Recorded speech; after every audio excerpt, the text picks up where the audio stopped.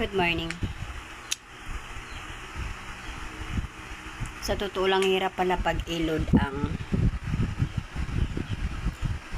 load mo na sa kuryente, yung K-load.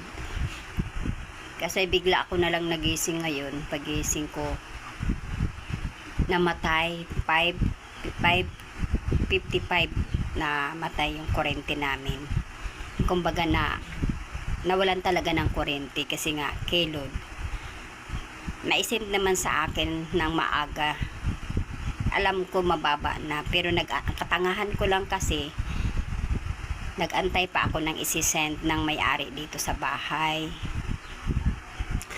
Ngayon na sobrang nakalimutan ko, pagdating ng 5:55 PM, 5:55 AM, nawala na ng kuryente. Nagtanong ako kung brown out. Hindi. Talang naisip ko na ubusan ng K-load. Paano pala pag wala kang perang hawak, no? Wala kang kuryente. Kasi naubos naubos dahil sa K-load.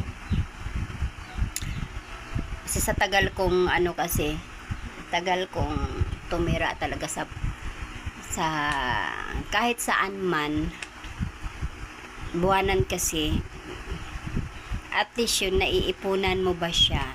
Talagyan natin 27 ang bayaran ng kuryente, 'di ba, sa monthly. Naipunan namin na bago mag ganong pizza, nakatago na ako ng pambayad.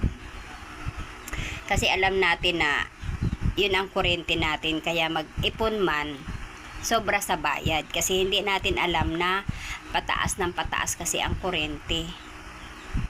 Kaya ang hirap. Nagulat talaga ako na naubos na pala ang load. Alam ko yun ang pakiramdam ko naubusan dahil namatay talaga siya, as in, na-off talaga ang kuryente. Dahil naramdam ko na wala yung aircon, tunog ng aircon. Yung malaking tanong, yung paano ba yun? The big question is how kung wala kang pera, diba? Wala kang kuryente kasi wala kang pang-load kahit 100, 10 lang. Kasi hindi man lahat ng oras may pera tayo Yun ang naisipan ko palagi.